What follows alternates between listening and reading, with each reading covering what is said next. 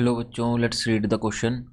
The question says alkanes are called saturated hydrocarbon or paraffins and are very little reactive chemically. The carbon atom involved in carbon-carbon bonds are sp3 hybridized. Only van der Waals forces of attraction are present in their molecules. As a result, they have low boiling points, which gradually increases with the increase in the size of the alkyl group. In the isomeric alkanes, branched chain isomers have low boiling points as compared to straight chain isomers. Melting point are also low. The increase in the value of melting point in moving from molecule with even carbon atom to the next member with odd carbon atom is quite high as compared to the value in moving to the next member with the odd carbon atoms. तो आइए question देखते हैं. As branching in alkane increases boiling point decreases due to. तो ये वाला हमारा, क्योंकि only van der Waals forces of attraction are present in the molecules, इसकी वजह से हमारा जो बॉइलिंग पॉइंट है वो कम होता है एल्केन्स का.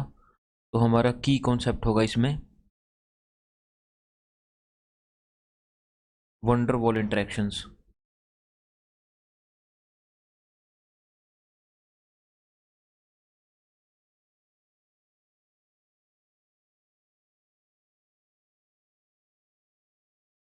तो वंडर वॉल इंटरेक्शन होती है हमारे पास due to surface area forces operating in compounds which are non-polar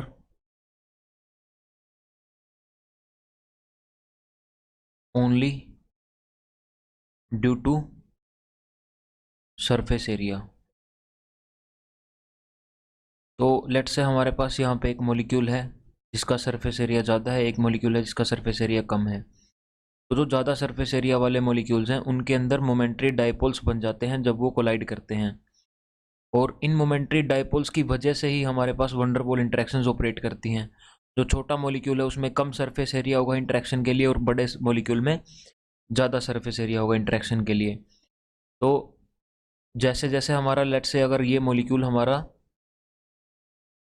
1 2 3 4 5 6 7 8 carbon यानी ऑक्टेन है हमारे पास ये, और एक हमारे पास यहाँ पे ब्यूटेन है. तो ऑक्टेन के केस में जो सरफेस एरिया है, लेट्स से जो ये वाला हमारा एरिया है ये वाला काफ़ी हाई है, तो इसकी वजह से सरफेस एरिया ज़्यादा होगा जिसकी वजह से वंडर वॉल इंटरेक्शन ज़्यादा होंगी इसमें. इन केस ऑफ ब्यूटेन हमारे पास सरफेस एरिया काफ़ी कम है तो वंडर वॉल इंटरेक्शंस भी कम होंगी. अगर हमारे पास कुछ इस तरह से होता ये, तो अगर ये ब्रांच स्टेट में होता तो फिर भी इसका सरफेस एरिया कम होता, बिकॉज जो हमारे लीनियर चेन या स्ट्रेट चेन कंपाउंड्स होते हैं उनका सरफेस एरिया ज़्यादा होता है और जो ब्रांचिंग वाले होते हैं उनका कम होता है. तो as branching in alkane increases boiling point decreases due to the decreased surface area for intermolecular interaction. तो ये वाला हमारा करेक्ट होगा. डाइपोल डाइपोल इंटरेक्शन हमारे पास एल्केन्स में नहीं होती जनरली, क्योंकि हमारे पास जो कार्बन कार्बन बॉन्ड है वो सारे के सारे sp3 हाइब्रिडाइज होते हैं, और अगर सेम इलेक्ट्रोनेगेटिविटी के एटम्स कनेक्टेड हैं, क्योंकि अगर हाइब्रिडाइजेशन sp3 है तो हमारे पास जो दूसरा कार्बन है उसकी हाइब्रिडाइजेशन भी sp3 है, तो दोनों की हाइब्रिडाइजेशन sp3 है और दोनों की इलेक्ट्रोनेगेटिविटी भी सेम है, जिसकी वजह से उनके बीच में कोई इलेक्ट्रॉन की शिफ्टिंग या फिर वो जो शेड पेयर ऑफ इलेक्ट्रॉन है वो किसी एक की तरफ नहीं जाते इलेक्ट्रॉन्स, जिसकी वजह से इलेक्ट्रॉन बीच में रहते हैं और हमारे पास कोई डाइपोल्स या फिर कोई पार्शियल चार्जेस नहीं आते एटम्स के ऊपर. तो ये वाला गलत होगा. Option A would be the most appropriate option to this question. Hope you understand the concept well. Best of luck.